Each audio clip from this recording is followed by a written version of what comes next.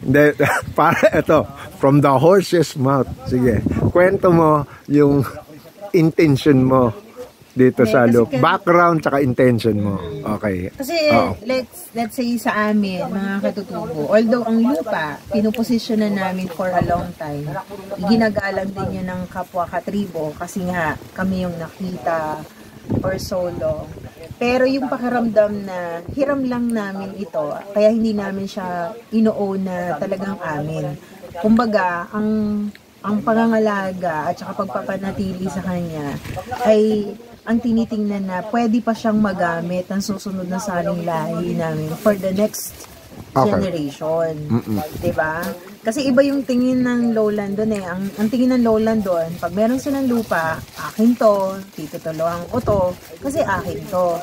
So, kasi kami, hindi ganun ang tingin namin eh. Although, sa amin pinagkatiwala yung pamumosisyon ng lot, pero ang tingin namin doon ay hinihiram lang namin ito doon sa aming saling lahi. So, yung paano namin alagaan, paano namin siya i-preserve, ay para magagamit pa siya ng next generation. Kaya sana, yung makukuha nating mga kapartner or mga kabahagi doon sa project na gagawin natin, ganun din nila tingnan. Huwag siyang parang yaman na kailangan ay makakuha ako ng maraming ganitong lot kasi ito yung sukatan ng yaman ko. Although, sinasabi nga namin, ang laki ng lupa ay mga almost nasa 15 hectares. Pero never namin naisip na kami ay mayaman. So, ganoon namin iniisip yung lupa. Hindi siya parang yaman na kailangan masabi na iyo siya. Ito ay yaman na kailangan may transfer mo sa next generation. So ano siya? Common yaman? Yes. Ng tribo? Yes. Okay. Second, di yun. Ngayon, paki-explain yung importance ng bakit ka nag-designate nitong lugar na to as a pilot for ano ngayon yung project itself. Yung papalitan natin pangalan dahil ako ngayon tinawag ko lang Project Evergreen dahil panimula ito para gusto ko, di ba yung magtaling bitoka tayo na yung buong Sierra Madre, maprotektahan natin. Pero dito mismo, project na to, na wala pa tayong title, bigyan natin yung title sa ano nyo. Sa project nyo, dinedicate mo tong lugar na to, ano yung, kasi ini-explain ko sa mga kausap na hindi naman, although siyempre makikinabang kayo, pero ang purpose nito is not to develop it na parang, siyempre dadating ang kita, pero hindi yun ang purpose nyo. Pakisabi yung vision, mission, at saka objective mo dito sa lupan to. Ano yung gusto mong eksperimento at patotoo na gawin dito? Okay, ang unang-unang pinakang mission ng pilot project na 2 hectares na wala pang title ay ano to, para to preserve the ancestral domain ng tribo namin, ng Dumagat Remontado. Yun yung unang goal doon. Kasi nakita natin yung problema ngayon, talamak yung bentahan ng mga rights, ng mga AV. So, natatakot kami na pagdating sa susunod na generation, konti na lang yung matitirang bahagi ng ancestral domain. So, itong project na to, magsisave ito doon sa ancestral domain ng Dumagat Remontado ng Rizal, lalo na sa bayan ng Tanay. So, this pilot, magiging history siya. Kasi nga, ang binubuo natin is yung tamang recipe, yung tamang concept, proseso, na kung paano na-preserve ang ancestral domain at the same time, yung mga nakaposition dito ay meron din parang livelihood. Meron din siyang pinagkakakitaan. Kasi, bakit nga ba nila binibenta yung lupa? Kasi gusto nilang magkapera. Pero, itong pilot project natin to, ito yung babago dun sa connotation na kailangan ibenta ang EV para magkapera ang tribo. So, ito yung napipreserve mo yung lupa, pero at the same time, kumikita ang tribo. So, masasabi ba natin na medyo reverse kasi kadalasan ang relationship ng kontrata ng kapatagan at saka ng tribo is that ang sinusundan natin ang mundo at saka pamamaraan doon sa kapatagan. Etong eksperimentong to, ang mga titira dito, yung gustong makiremontado, ika nga, yung gustong mabuhay, matuto ng pamumuhay ng tribo, nakikitaling bituo ka sa tribo, at saka ang intention din nila is same sa intention ng tribo na protektahan yung ancestral domain. Yes. Okay. Yeah, ganun yung hinahanap nating mga katuwang. So, pag sinabi nating katuwang, yan yung ano natin parang kapartner, kabahagi. Bibigyan ko lang ng linaw ha. Pag sinabi kasing katuwang, sabay kayong naglalakad, sabay kayong tumutungo sa isang daan. So, meron kayong clear na goal and objective sa kung paano nyo patatakbuhin ang isang proyekto. So, yun yung katuwang para sa tribo. So, yes, ang hinahanap nating mga kapartner dito ay yung merong, sabihin natin, hindi sila mga katutubo, mga taga-lowland sila, pero yung kung paano sila mag-isip at saka yung puso nila ay nasa para mga sa katutubo. Parang mamumuhay na rin silang mga katutubo. Kasi ganun na rin nila titingnan yung project na na-utilize nila, na-maximize nila yung paggamit doon sa lupa. Pero ang kanilang goals doon ay ma-preserve yung ancestral domain. And then, at the same time, matulungan ang tribo, matulungan ang dumagat. So, idikit ulit natin dahil kasi maraming mga bagay kasi diba sa tribo na marami kayong alam dahil kasi orally, kahit na wala kayo nakasulat, alam ng lahat ng kasunduan. Yes. So, kasi meron kaming inaano na customary law. Ang customary law is more on practice siya. Hindi siya more on nakasulat. Pero, nakikita mo na patuloy pa rin siyang ginagawa ng tribo. Kasi kung paano nila pinahalagaan ng lupa, customary law yun. Tama. Kung paano nila ita-transfer ito sa susunod na generation, customary law pa rin ang magre-ready noon. Kaya, ang kasi namin, halimbawa, sa pilot project natin, unang-una, talagang hindi natin ma-detailed at first kung ano yung gusto nating tunguhin. Unless, naka-hands-on na tayo doon sa lupa talaga. Kumbaga, gumagawa na tayo, nag-work na tayo, doon natin makikita, oy, ito pala yung tama. Okay, so, galing. isulat natin. Sige. So, sa susunod ulit na araw, may nakita ulit tayo na, uy, mas maganda pala yung ganitong pamamaraan. So, kumbaga, wala ka talagang pattern na talaga munang susundan. Parang kasi, nature talaga, natural. Yes, kung paano ibibigay sa iyo ng nature, doon ka magre-respond. Okay. So, pag naman kami ng taniman, pag nag-prepare kami ng taniman, hindi naman namin nasasabi na, uy, masagana ang kasi ito yung napila. Hindi. Pag nandoon ka na mismo sa place, nakikita mo na yung mga kakulangan, nakikita mo na yung doon ka mag-a-adjust para yung ginagawa doon sa land, magpo-prosper talaga. Kasi, kumbaga, ka na talaga doon sa kalikasan. Nakadikit ka na. Yes. Observation lang, no? Ang nakita kong strength ng customary law, although hindi nakasulat, pero sinusunod at saka hindi katulad ng mga nakasulat nga, pero hindi naman alam ng lahat. Kayo, alam ng lahat kung anong pinag-usapan. Everybody knows kung ano yung Yes. Katulad dito, napansin mo ba, wala namang bakod yung lupa namin Pero alam ng mga boundaryhan dyan, alam nila kung hanggang saan yung lupa ni isang kumilo. Tama. So pag ang lupa dito sa amin bakod, asahan mo nakatira doon ay hindi ka totoo.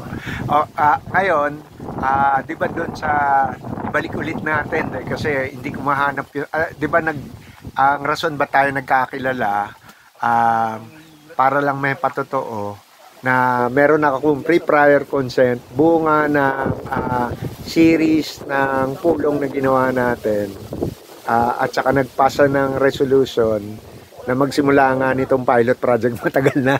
Yes. Tama. Opo. Paki-explain lang sa kanila dahil kasi siyempre hindi naging parang katutubo na rin ako na hindi kumbaga paki-explain lang doon sa mga kasama katuwang natin kung ano yung role ko doon sa project at saka anong responsibilidad ko.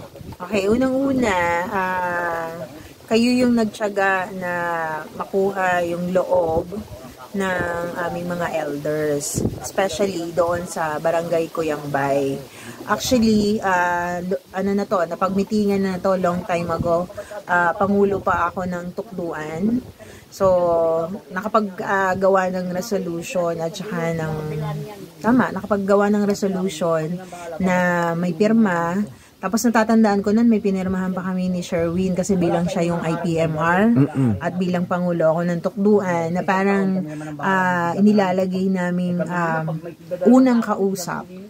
First na bibigyan ng impormasyon ay si Sir Hubert. Kumbaga, through Sir Hubert, lahat ng gustong makijoin doon sa project, especially doon sa pilot project, sa'yo muna dadaan. Kasi, kumbaga, from sa'yo, Sir Hubert, ikaw yung magtatawid sa amin. Magsasalin. Mag-orient. Kasi ibig sabihin, kapag kausap mo na, at kumbaga dumaan na sa'yo, nasala mo na, so parang ready. Kasi sa tribo, ganyan din. Halimbawa, ako yung nakikipag-usap sa mga gustong mag-invest sa AD. So, bilang Pangulo ng Tukduan, nakikipag-usap ako, pero hindi ko sinasabing aprobado na siya ng mga matatanda. Tama. So, kapag pumose sa akin, naniwala ako dun sa ipinipresent ng gustong mag-invest, doon ko siya ngayon, ako mismo ang magpe-present doon sa mga elders, na ito po yung nakalap ko, ito po yung natutunan ko, ito po yung parang common goal na pwede pong pumasa sa atin. So that's the time na imi-meeting ng elders kung sino man yung gusto mag-invest. Then from there, sa kakalabasan ng meeting, magkakaroon ngayon ng resolution na sasabihin ng mga matatanda na sinusuportahan namin ang proyekto na nais gawin ni Sir Hubert at ng kanyang mga kasama. So parang ganun yun. So sa usapan ng pilot project na ito, kumbaga ay si Sir Hubert yung nag-orient from the lowland, and then kapag meron ng mga prospect na naniniwala na magiging totoo yung aming pilot project, ngayon pag-uusapan namin ni Sir Hubert kung paano naman natin yung implementation. At saka naalala ko na pag-usapan din natin na ang gagawin natin para rin mapabilis dahil nakapasok tayo sa IPRA-law ang exercise na ginagawa natin, although marami nagsushortcut, gusto natin gawin yung tama.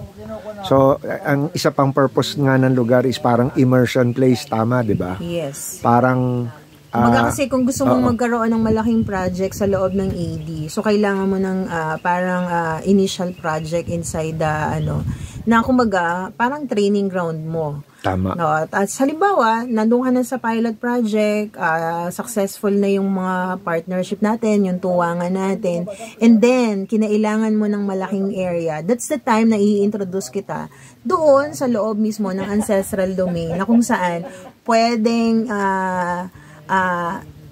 ibahagi yung kanilang pinuposesyonan, kung malaki ba ang pinuposesyonan nila, kung meron ba silang 50 hectares na kailangan doon sa project.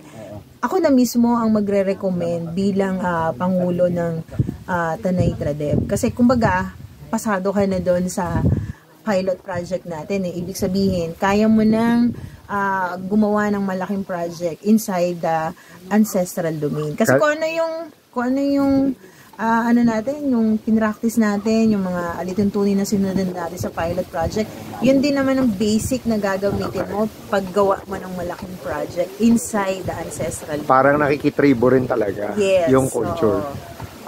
Ngayon, para rin dun sa mga napisil natin na naimbita, dahil kasi nagtataka sila kung bakit hiniwalay-hiwalay ko pagkausap paki-explica sa kanila muna yung pinagbungahan ng pilot project, yung lowest hanging fruit na matagal nyo nang na pinpoint ng tribo na mga mga economic activities or projects within the ancestral domain na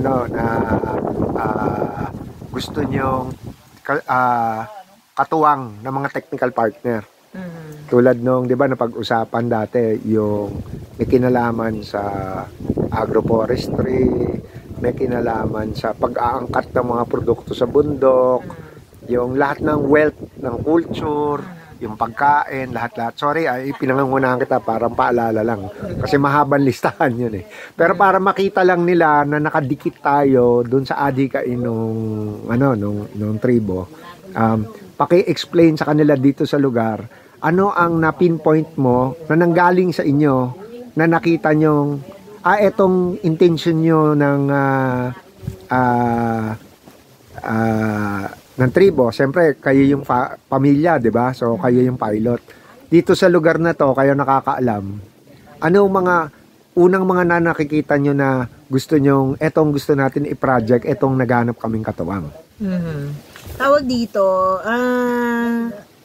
parang ano lang to, isang realization lang din na for different person na gustong mag-join doon sa project, parang nakita natin, Sir Hubert, na the 2 hectares is not enough. Although, yun yung priority natin na magawa sana na project. Pero, iba't ibang personality, iba't ibang katauhan, meron sila daladalang or bit-bit na, kumbaga ay, which is makakatulong din siya doon sa pag-develop ng lugar. So, wala namang tinitingnan o wala naman itinatangi doon sa mga different personality na gustong mag-join doon sa project. Ginagawa lang na nito, parang personalized lang. Halimbawa, yung isa ang nais ay magtanim ng rubber tree. Siyempre, pag nag-try mo ng rubber tree, ang may hinahinang tanim dyan, kailangan nasa 100 seedlings. Kasi yung mortality nung seedlings na yon, baka 80% lang yung tutubo, yung 20% ay mamamatay. So, ang kailangan niya kasi is malaking lugar. So, para dun sa project na yon, ang pwedeng mayan is malaking lugar. Okay. So, kung halimbawa naman, ang gusto mo lang ay magpatanim ka, di syempre, ang magandang sample na pag magtatanim tayo, malaki na yung 1,000 square meter. Hirap ka nang galawan yung 1,000 square meter. So, perfectly yun. Tapos yung iba naman, gusto magkaroon ng parang bahay tuluyan. Parang nga naman, maganda rin yun. Parang pagka pinagsama-sama mo, mabubuo mo yung isang community. Yes, tama. Na bubuo doon sa sinasabi natin parang permaculture. At saka merong area na kung saan i-designate lang natin yan. Dito sa unang 1,000 square meter or 2,000 square meter. So, pwede natin ilagay dito yung bahay tuluyan. Tapos kasi merong certain area, hindi mo pwede ilagay yung bahay tuluyan. So, yun yung ilalagay mo for pagtatanim. Tapos, gusto mo ma-preserve yung tubig. So, doon mo ilalagay yung project na rubber tree. Kasi makakatulong ka din doon sa flow ng hihigop water. Yung tubig yun. So, yun, yung parang unti-unting pagdating ninyo dito sa pilot project natin, makikita na natin na kung ano yung iba't ibang gamit ng lugar. In that case, siguro, ilimit na muna natin, di ba, yung meron akong final list na ibibigay sa'yo. So, limit muna natin doon sa can start na. We can work out na step by step. Kasi sa isang hindi natin siya one click No. Siguro bibilang tayo ng a year, 2 years bago makakita tayo ng isang model talaga na, papunta na tayo doon sa ating talagang pilot project. In the meantime, okay lang kaya na ang gawin muna natin sa kanila kasi ang parang butaw na rin namin Lolan, parang ginawa ko, 'di ba? Yung butaw nila para practicality, para matuto rin sila. Yung 'di ba, isa kasi sa mga napisil natin dito,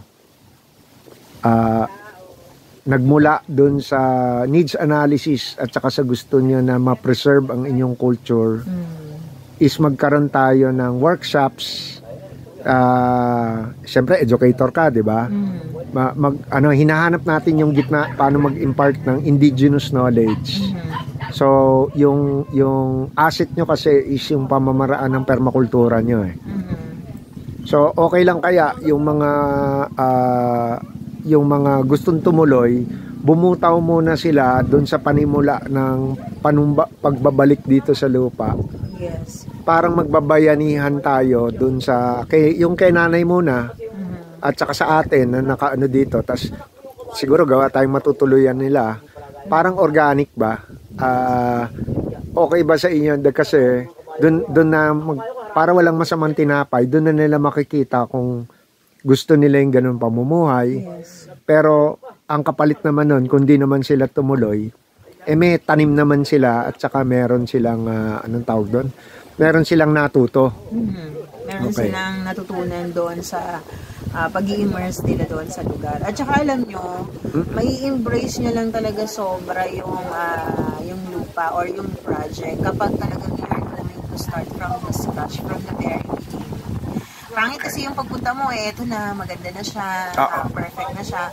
Pero pag alam mo na nagsimula ka from the day zero, na talagang hindi mo nakikita kung ano ang kakalabasan nito, pero willing ka pa rin gawin yung project. Pag naging successful, parang doon mo mararamdaman at masarap yakapin na, uy, ano ako nito? Ako yung nag-umpisa ng project na to. So, proud ako na ito na i-share. So, kasi parang i-own mo talaga. Although, hindi mo totally sa'yo yung land, pero dahil bahagi ka ng project, talagang mai-embrace at mararamdaman mo na I did something good for the benefits ng mga dumagat remontado ng Tanay. Di ba masaya yun? Masaya yun. Hindi lang masaya, pati yung sa pakiramdam mo na, uy, I did something better naman na, di ba? At saka ano rin di ba kami mga nauna dito, hindi namin ma-explain sa mga bago Nakwento namin yun na una kami dumating dito, iba yung pakay namin. Noong nakilala namin kayo, nag-iba yung paningin namin. Naiba na-twist, nagkaroon ng twist. Kasi ang punto nga namin dito, kaya namin sumasang-ayon sa gusto ni Teacher Ellen, is because yung mga gusto tumira dito, kung ba't gusto tumira dito, naghahanap ng bagay na nawala ng mga taga-Kapatagan. Yes. Hindi pera po yun. Yun po is nanunumbalik ka sa tribo o sa komunidad na may relasyon kayo sa inang kalikasan. So yun kasi po yun. Kasi pag nabubuhay ka na hindi ka na nakarelate sa kalikasan, mayroong kalahati ng buhay mo yung nawawala. Akala mo kompleto ka, pero sa totoo lang hindi. Kasi ano yung wala sa'yo? Hindi mo kasi naintindihan bakit ka nabuhay sa mundong ibabaw, no? Kasi hindi mo na nalaman yung relasyon mo sa nature. Ayun. Kasi pakinggan mo lang yung nature. Meron niyang sinasabi sa'yo na bakit kaya hindi ka maging bahagi para mai-preserve ako. Tama. So, ano pang ginagawa nyo? Mag-join na kayo sa amin. Nakasaya dito, tingnan nyo. Ayan payak na payak Araw-araw, nagkakwentuhan sila. Sarap ng pagkain. Tapos yung lugar, parang kang nasa Baguio. Oo. Nilalamig na kami dito. Hindi mo kailangan ng aircon. So, any final na lang? Kasi parang ito orientation by the way pala, tama kaklaruhin ko, no? So, ngayon, padadala natin to. Although public makikita to, ang unang padadala natin to, yung mga na-invite natin na baka interesado dito sa project. So, yayayain natin sila itong planting season na to. Yes. Makibayanihan na sila. Yes. At saka yun nga, ang spirito ng ginagawa natin dito, ang pinoint out ko nga, na ang dumagat at saka mga kamag-anak nila ng mga Aita, ang pinakaunang original na tao dito sa lupa, dito sa tinatawag ng Pilipinas. So yung nawawala nating kultura, marami kong natuklasan sa sarili ko na nalaman ko regarding ba't ang Pilipino lagi nag-iiwan ng isang, di ba? So ang punto ko is that yung bayanihan talaga, yun ang panggagalingan. Hindi gawin natin puro, hindi siya dahil sa negosyo. Okay. Saka siguro, umpisahan natin itong endeavor na to. Sana samahan nyo kami ni Sir Hubert. Lalagyan na namin ng date para syempre magkaroon, i-calendar nyo na po. Sa darating na April 9, let's do break-in dito sa aming pilot project. Sige. So, sa 9, tas dito na kayo namin i-orient, tapos dito tayo magkakilala-kilala. Sige, salamat. Masampat, makmok, asalamat. Ayan na.